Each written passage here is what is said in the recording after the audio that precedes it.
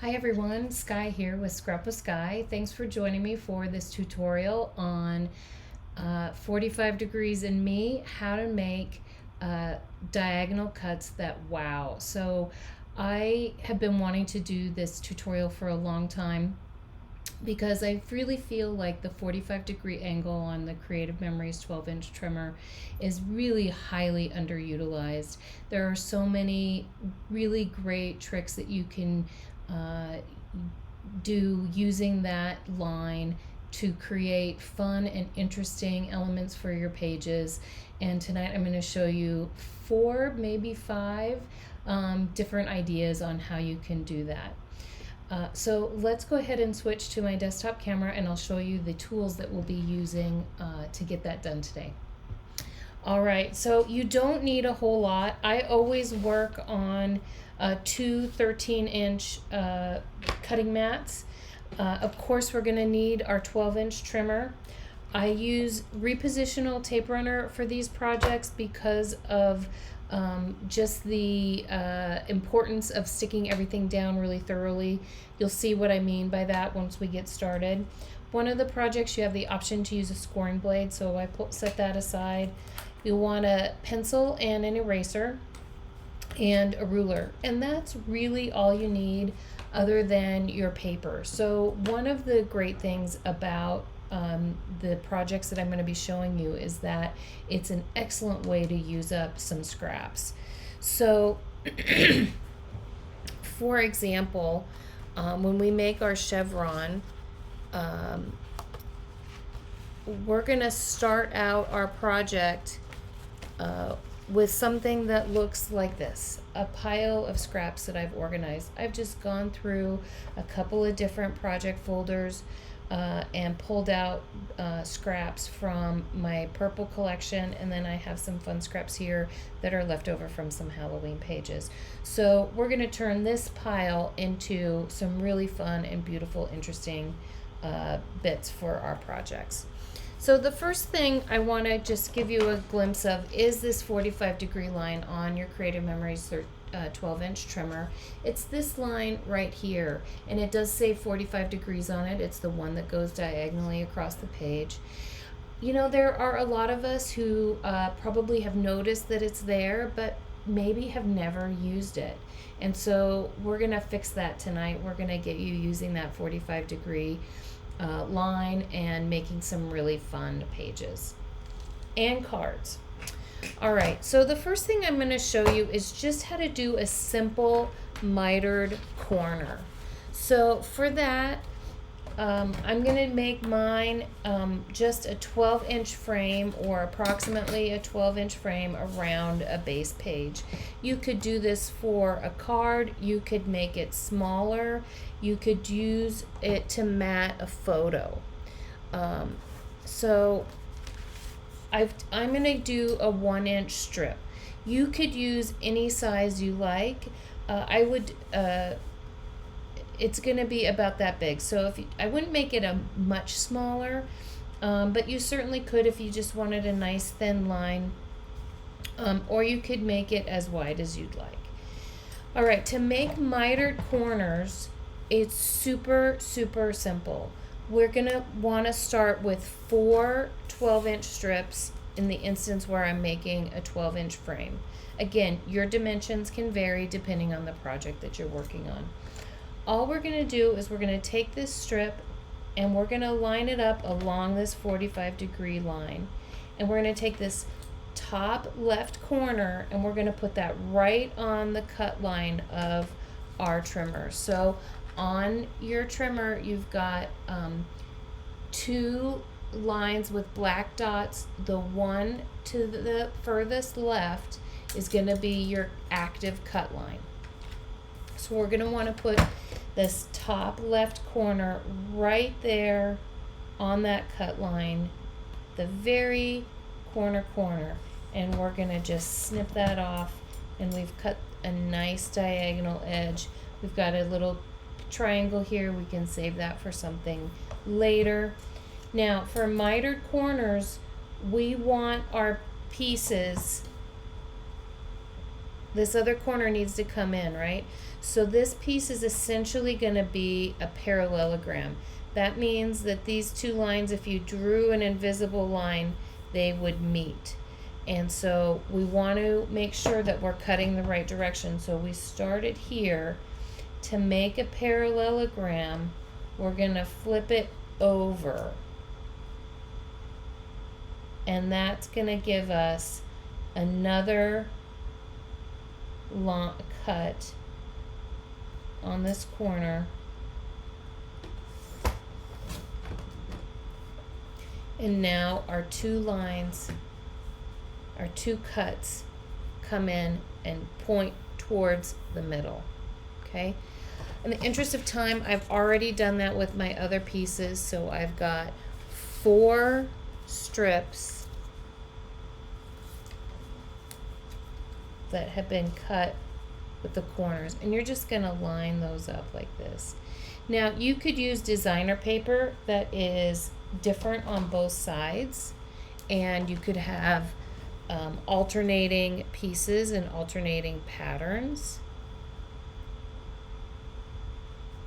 And then from here, all you do is just adhere these down on your page. You're going to center them. They're going to be a little bit shorter than the page just because we've trimmed them off.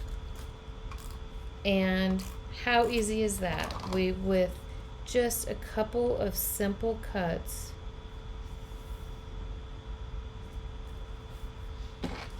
we've created a really nice frame with really tidy corners. I love the mitered corner look, even when it's just something simple like a monochromatic cardstock like we have here. It just gives it such a nice finished edge, or finished corner, not really an edge, a finished corner. And it just looks really, really neat and tidy, very sharp looking, and just perfect. All right, so there you go. You can see how those corner pieces fit together perfectly. I have done that with a card, so you could create a card base by doing mitered corners. You can see the little corners are in there perfectly like that. I've also done an example where I punched my strips with a decorative border punch and then cut the corners on the diagonal just exactly the way I did with the one that we just made, but then I've added it, I've added the punch element to it. Isn't this gorgeous, you guys? I absolutely love this. And so quick and easy. And you can imagine this could be a real statement page, special occasion. You could use it as a cover page. It's just absolutely beautiful. And you've put it together, you know, really you can do it using scraps. So what a great technique. Okay, the next thing we're going to learn how to do is make chevrons. Chevrons are always a very popular design element, and there are a lot of variations on the chevron that you can take. So I'll just show you some samples of what I made. I made a chevron border. Again, I just pulled random green papers out of my green scrap pile, and I put together this bit. These are 1/2-inch pieces. So this is a 12-inch border. You know, you've got 24 pieces here. This is a lot of pieces to cut, but it gives you such a nice, great variation and uses up some of those scraps. And you can use this border in various ways. You could put it down either side, top or bottom.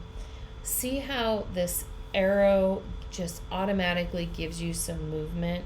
If you had a 2-page spread, you could make a second one and have them coming together in the middle, or you can have an opposite direction at the top or the bottom, and it just is going to give the viewer something to focus their attention on. And when they're looking at that, they're going to encompass all of your other elements with your photo story and your journaling. And it's just super fun. Here I made a card and I cut the chevron right down the middle so that it's pointing inwards. So you'll see here, like this, essentially it's just one half of that and then the other half, and then adhered it on either side.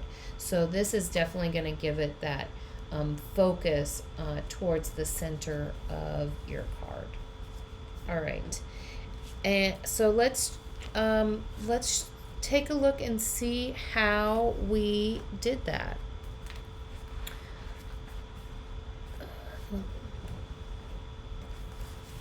So I'm going to go back to my pile here. I'm actually going to make a little Halloween themed border. So I'm going to set my purple scraps aside.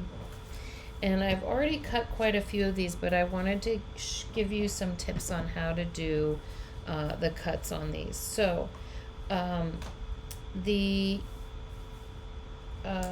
pieces themselves are, in this case, I've made them 1 inch wide by 3 inches long. So you can really choose how wide and how long you want your borders or your chevron pieces. This border is 2 inches wide. This strip is 2 inches wide. So, you know, you can make it wider or narrower. You're not going to want it a whole lot narrower because then you sort of lose the effect of that chevron. But you could probably do a 1.5 inch wide chevron if you liked. I'm going to stick with a 2 inch wide.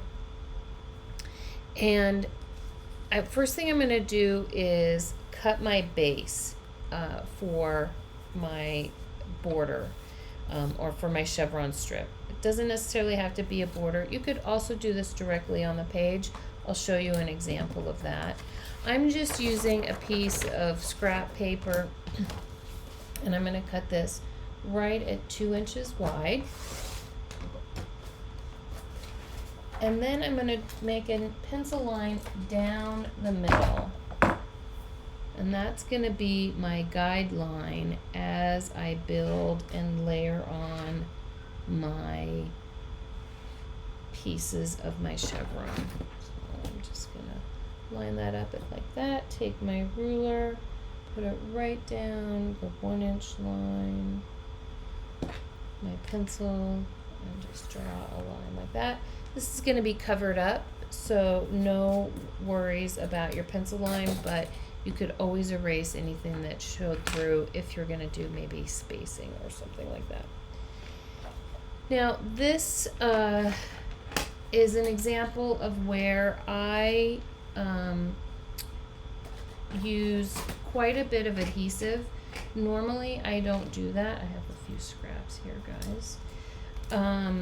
But the pieces really, you want to really make sure that they're adhered down really well, and that the little corners and edges especially are adhered nicely, or else they'll just lift. So I just run a long strip, full strip of adhesive down the middle and down each side and along the top and the bottom. You could do a few down through the middle too, but you want to make sure the edges and the middle are well adhered. I use my silicone mat to do that.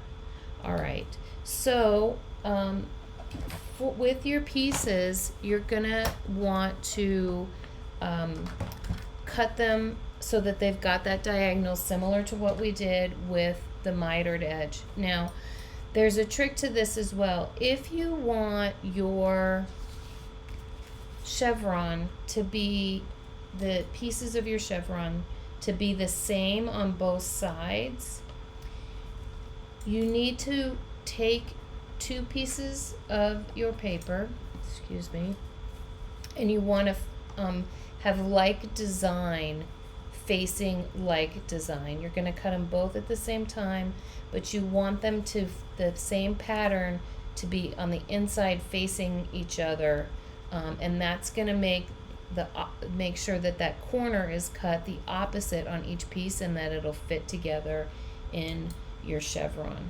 So again, I'm just going to take this piece, these two pieces, I've got them layered on top of one another, like pattern, facing like pattern, and I'm going to cut that corner.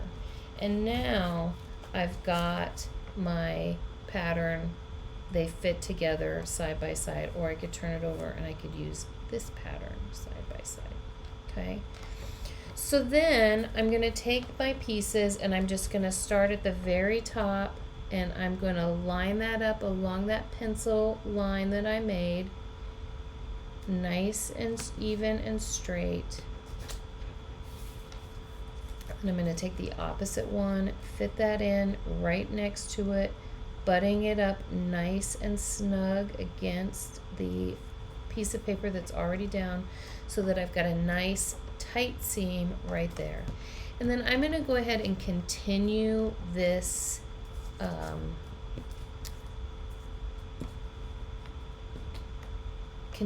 as I go along. Now, you don't have to make them the same on each side. You could use alternate pieces of paper. Let's see, I'll get something cute here.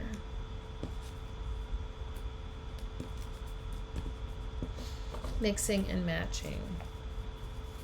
That's adorable. We'll do these black stars like that.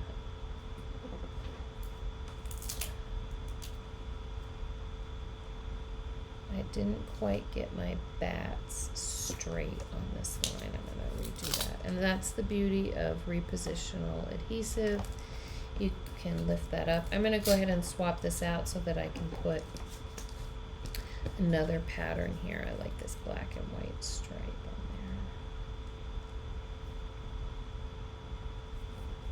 there. And then I'm going to go with my black cat.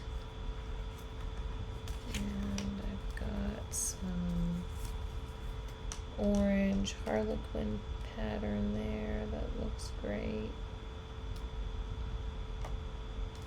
And so on and so forth down the line of the center marking. What is that? This guy.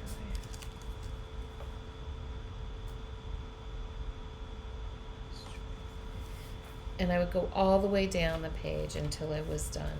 Then, once I've got everything completed, I can trim this off, and I can do that one of two ways. I can get out just flip it over. Either way, you're going to want to flip it over, and you can get your scissors and just hand cut this off.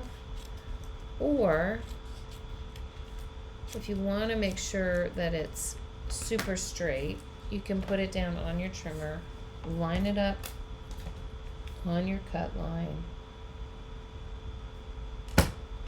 and trim all four edges just like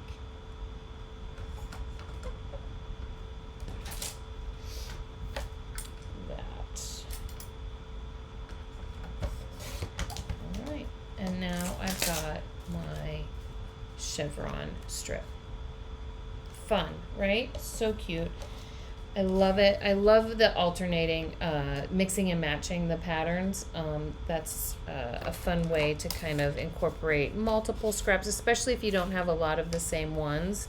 This is a great way to use up, a variety of scraps that coordinate, but you don't necessarily have a lot of each of them. All right, so that's a classic chevron pattern, again, with alternating as opposed to this one where the V's are the same. One more thing you can do is something like this, where we change the size of our chevron as we go along. This is the technique where you could use your scoring blade. So it's a paper folding technique to cut those chevron pieces. So my piece here is 3 inches wide. At the 1.5 inch mark, I'm going to go ahead and score this right down the middle, and I'm going to fold it in half. Now, paper folding, It is something that some people like to do and some people don't like to do. It's gonna leave a little bit of a line on your paper, and you know, if you don't love that look, then maybe this technique is not for you. But this is a shortcut for creating chevron pieces, if you're so inclined to do so. So this is a two-sided paper. Doesn't really matter, you can decide later which side of the chevron, which side of the paper you want to use, and perhaps you want to do both.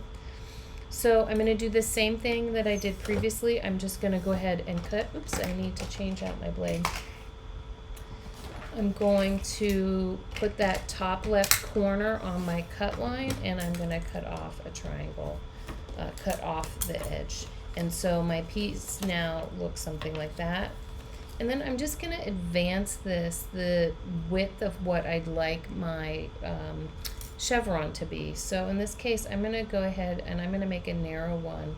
I'm going to advance it just 1/4 of an inch, which by the way is the gray edge of your mat, cutting mat on this trimmer. Okay, so this is a really narrow one. I'm going to cut the next one a little bit bigger. I'm going to go up to 1/2 an inch.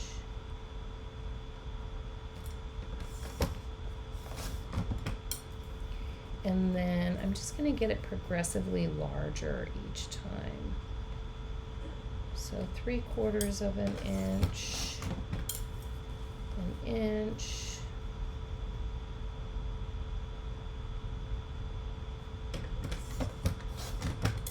and then lastly 1 1/4 inches, just to give you a sense of how this goes together. All right, so now I've got my varying sizes of chevron pieces. They look like this. You can use either side. I like the stripe. And again, I'm going to just use a border. These guys are 3 inches wide. This is just 3 1/4 inches, a little bit wider. And I'm going to do the same thing. I'm going to make a pencil line down the middle. So that's going to be 1 5/8 is going to be the middle of this strip.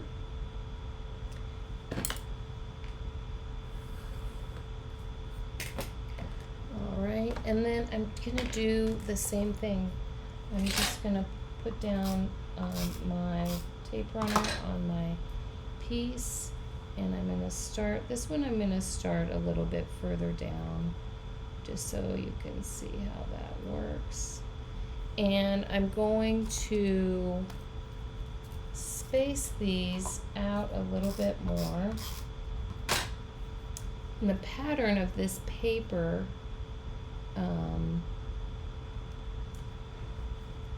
gives you a real visual effect. So I'm going to lay these down from smallest to largest. With this folding technique, I'm sure to put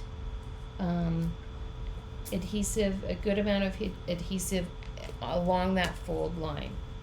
Okay, and I'm just putting a little bit of distance between so that you can see the colored background, and I'm lining the middle, like the fold, right along that pencil line. The corner and the tip go on that pencil line. I'm just kind of eyeballing this a little bit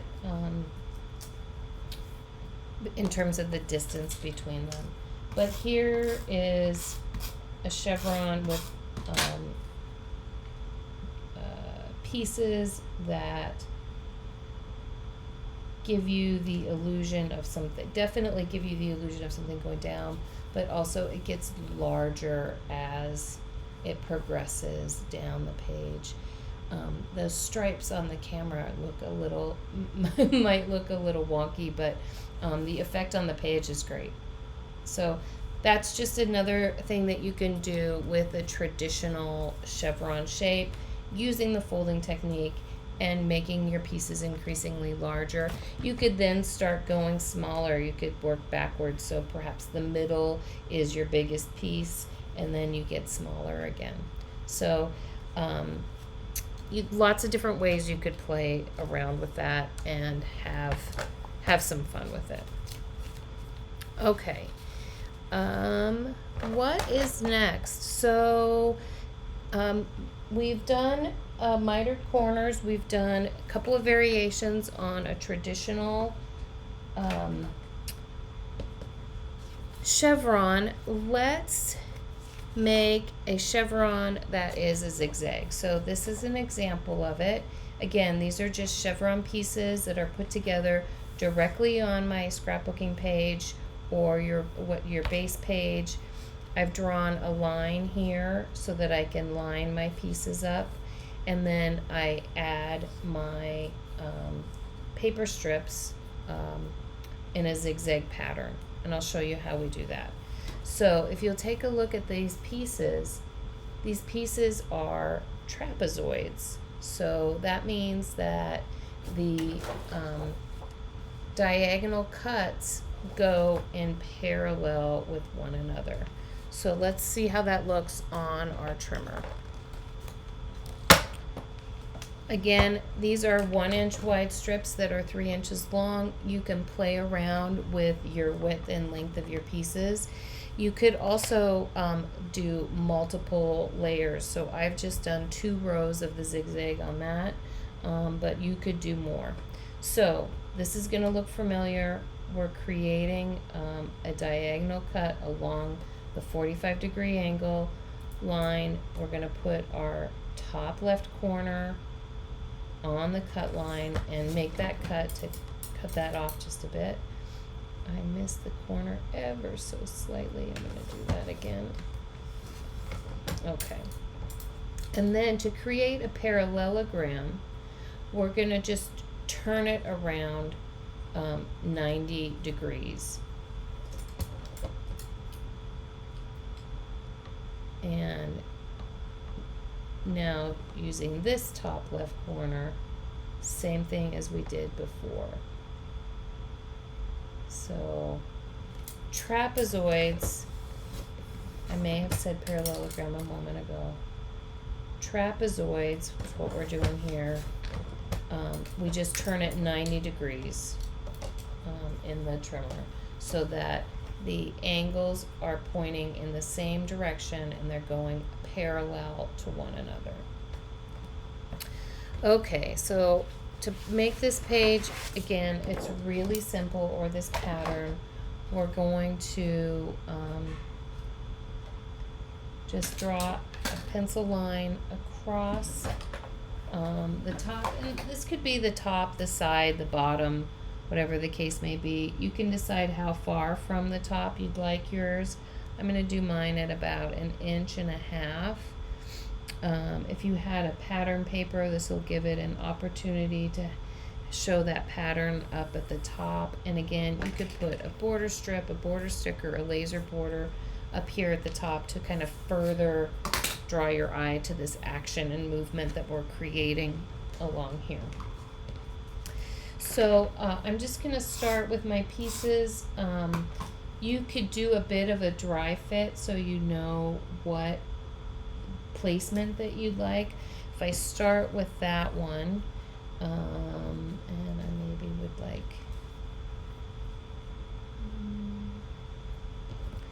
just trying to see which ones go which direction, something like that, and then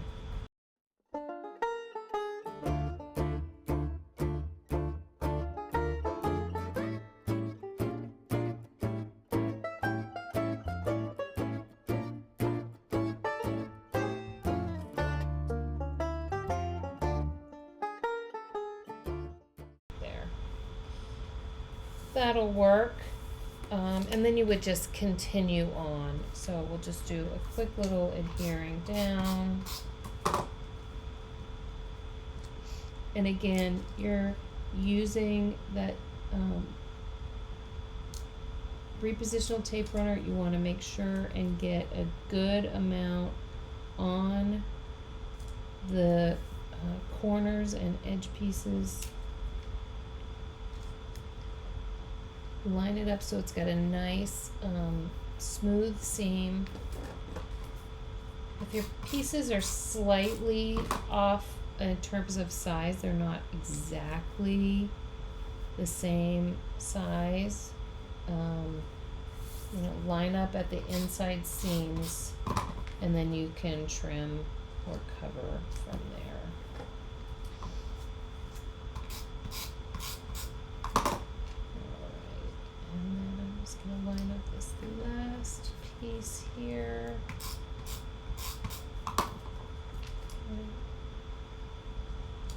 And now I've got the start of my zigzag, and I would just continue that along the edge of my page until I've completed it. And these, if you've got excess on the edge, just trim it off. Okay, so that is a zigzag chevron directly on top of your scrapbook page. But wait, there's more, guys. So we've made trapezoids. We did make parallelograms when we were cutting our mitered edges. And we're going to use that technique again for this page. So I made, on one side you can see these guys are parallelograms. Again, that 3 by 1 inch size. You could do much larger, smaller, different widths, longer, whatever, however you'd like. And I'm using 4 different patterns of paper. You could use as many as you wanted. So I've cut most of these up already, but again, I'm just going to remind you, and I'm just going to build this on the back side of here. Just to remind you, the parallelogram, we are, the trapezoid, no, parallelogram. I'm confusing my own math. So again, it's just that similar first cut, put the top left corner on the cutting edge, and then we're going to flip it over so that the long edge is on the top, and then make that same cut again, and that's going to give us our nice little trapezoid. Okay, parallelogram. Oh my gosh, you guys, parallelogram. Okay, math was not my major, not surprising. Scrapbook or math, we can have fun with that for sure. Now with these, you want to save your little triangle bits because we're going to use them to fill in at the top and bottom. So we're just going to start, and again, do a little bit of dry fitting to make sure that this fits in. We'll do it on this side. And we're going to start at the top here, something like that. Just going to alternate patterns so that it's kind of a nice mix of colors.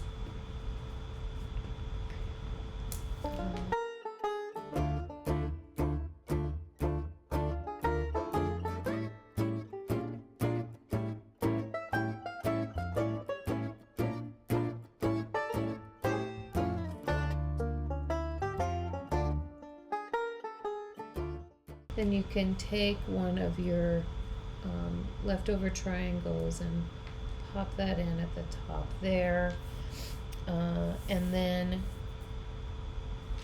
you can decide if when you start your third row. I like the look of 3 rows because it gives you nice and variation. You can decide if you want to mix up your patterns or not.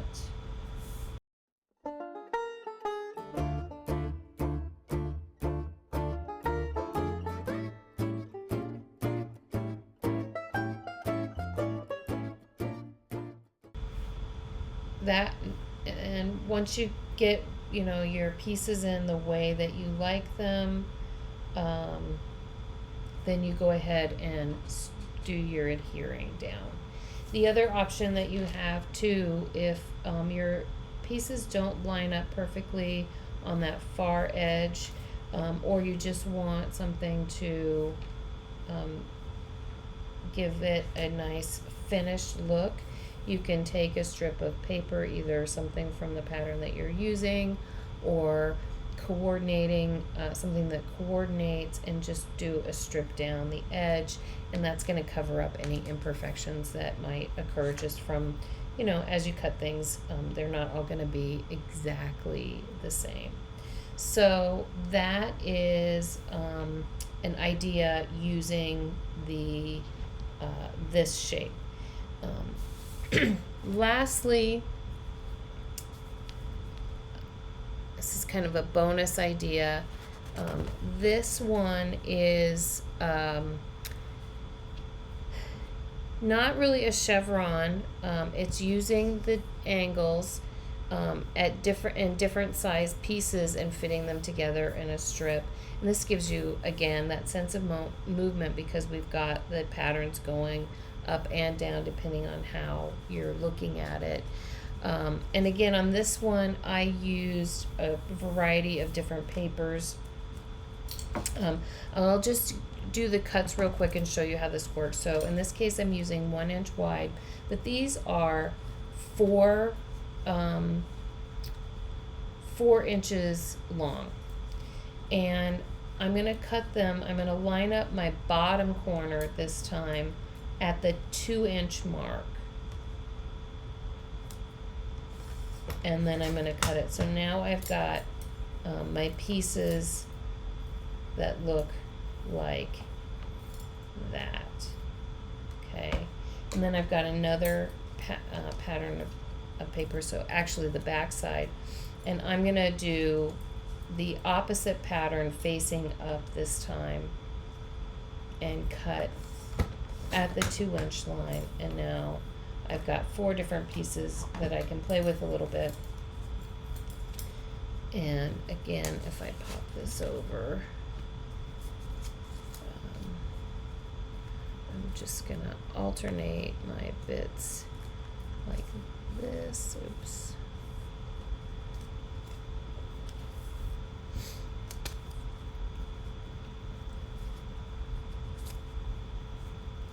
Okay, so I can put these together, and then from here